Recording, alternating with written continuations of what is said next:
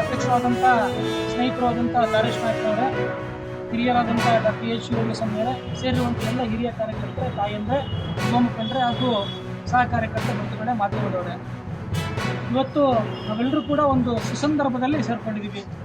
ಏನು ಅಂದರೆ, ದೇಶವನ್ನು ಒಬ್ಬ ದೇಶಭಕ್ತ ಕಳೆದ 12 ವರ್ಷಗಳಿಂದ ಈ ಒಂದು ಪ್ರಧಾನಮಂತ್ರಿ ಅನ್ನೋ ಜವಾಬ್ದಾರಿ ತಗೊಂಡು ದೇಶಕ್ಕೆ ಸಾಕಷ್ಟು ಕೆಲಸಗಳನ್ನು ಮಾಡೋದ್ರ ಜೊತೆಗೆ ದೇಶವಾಸಿಗಳಿಗೆ ಸುಭದ್ರ ಜೀವನವನ್ನು ಕೊಟ್ಟಂಥ ನರೇಂದ್ರ ಮೋದಿಜಿಯವರು 13ನೇ ವರ್ಷಕ್ಕೆ ತಮ್ಮ ಜವಾಬ್ದಾರಿಯ ನಿರ್ವಹಣೆಯ 13ನೇ ವರ್ಷಕ್ಕೆ ಕಾಲಿಟ್ಟಿದ್ದಾರೆ. ಪ್ರಧಾನಮಂತ್ರಿಗಳಾಗಿ ಅತಿ ಹೆಚ್ಚು ಸೇವೆ ಸಲ್ಲಿಸಿರುವಂಥ ವ್ಯಕ್ತಿ ನರೇಂದ್ರ ಮೋದಿಜಿಯವರು ಇವತ್ತು ಸಾಬೀತಾಗಿದೆ.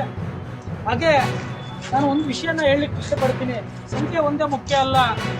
ನರೇಂದ್ರ ಮೋದಿಜಿಯವರು ಬಂದ ಯುದ್ಧ ಕಾಲದ ಸಮಯ ಆಗಿರ್ಬೋದು, ಆರ್ಥಿಕ ದಿವಾಳಿ ಸಮಯ ಇತ್ತು 2014ರಲ್ಲಿ, ಇಂಥ ಸಮಯದಲ್ಲಿ ಇದ್ರೂ ಕೂಡ ಮಾನ್ಯ ಪ್ರಧಾನಮಂತ್ರಿಗಳು ಈ ದೇಶವನ್ನು ಅತ್ಯಂತ ಜಾಗರೂಕವಾಗಿ ಮತ್ತೆ ದೇಶ ಪ್ರೇಮದ ಒಂದು ತಳಹದಿಯಲ್ಲಿ ಕೆಲಸವನ್ನು ಮಾಡ್ತಾ ಮುಂದುವರಿಸಿದ್ರು. ನಾವೊಂದು ಯೋಚನೆ ಮಾಡಬಹುದು, 2014 ನಂತರ ದೇಶದ ಉನ್ನತೀಕರಣ ಹೇಗಾಗಿತ್ತು ಅಂತಂದ್ರೆ ಇವತ್ತು ಅಂಕಿಅಂಶಗಳು ಎಲ್ಲ ಟಿವಿಗಳಲ್ಲಿ ಸಿಗ್ತಾ ಇದೆ ನಮಗೆ. ಒಂದು ವಿಚಾರ ಮಾಡಿ, 2014ರ ಹಿಂದೆ ಹುಬ್ಬಳ್ಳಿಯಲ್ಲೂ ಬಾಂಬ್ ಬ್ಲಾಸ್ಟ್ ಆಗ್ಬೋದಿತ್ತು, ಬಾಂಬೆನಲ್ಲೂ ಬಾಂಬ್ ಬ್ಲಾಸ್ಟ್ ಆಗ್ಬೋದಿತ್ತು, ದೇಶದ ಎಲ್ಲಿ ಬೇಕಾದ್ರೂ ಬಾಂಬ್ ಬ್ಲಾಸ್ಟ್ ಆಗ್ಬೋದಿತ್ತು.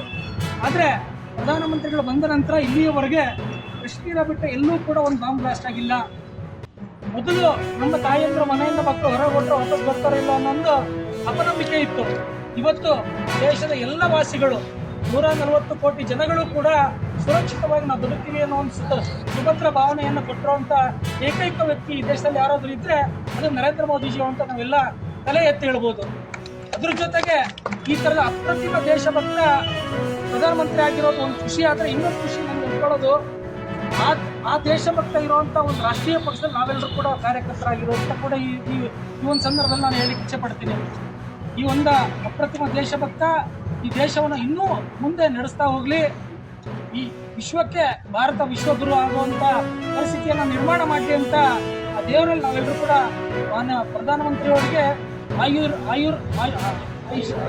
ಆಯುಷ್ಯವನ್ನು ಕೊಡಲಿ, ಹೆಚ್ಚಿನ ಆಯುಷ್ಯವನ್ನು ಕೊಡಲಿ ಅಂತ ನಾವೆಲ್ಲರೂ ಕೂಡ ಇವತ್ತು ದೇವರ ತಾಯಿ ದುರ್ಗಾಂಬಿಕಾ ದೇವಿಯಲ್ಲಿ ಪ್ರಾರ್ಥನೆ ಮಾಡಿದ್ವಿ.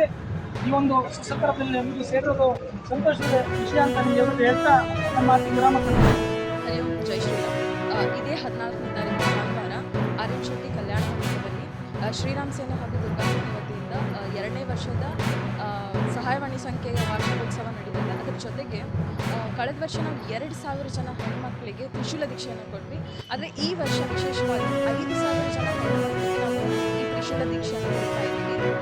ಅದರ ಜೊತೆಗೆ ಈ ಆಮಂತ್ರಣದಲ್ಲಿ ಅಧ್ಯಕ್ಷತೆಯನ್ನು ವಹಿಸಿದಂಥ ಪರಮ ಪೂಜ್ಯ ಶ್ರೀ ಮಾತಾಜಿ ತೇಜೋಮಯಿ ಅವರು ಆಗಮಿಸ್ತಾ ಇದ್ದಾರೆ. ಅದ್ರ ಜೊತೆಗೆ ನಮ್ಮ ಸಹೋದರಿಯಾದಂಥ ಹಿಮಾಚಲ ಪ್ರದೇಶದಿಂದ ಶ್ರೀಮತಿ ಮೀನಾಕ್ಷಿ ಶರಾವತಿ ಅವರು ಬರ್ತಾ ಇದ್ದಾರೆ. ಅದ್ರ ಗೌಡ ಹಿಂದೂ ಜನ ಜಾಗೃತ ಸಮಿತಿ ರಣನಾಗಿನಿ ಮಹಿಳಾ ಶಾಖೆ ಬೆಂಗಳೂರು ಅವರು ಆಗಮಿಸ್ತಾ ಇದ್ದಾರೆ.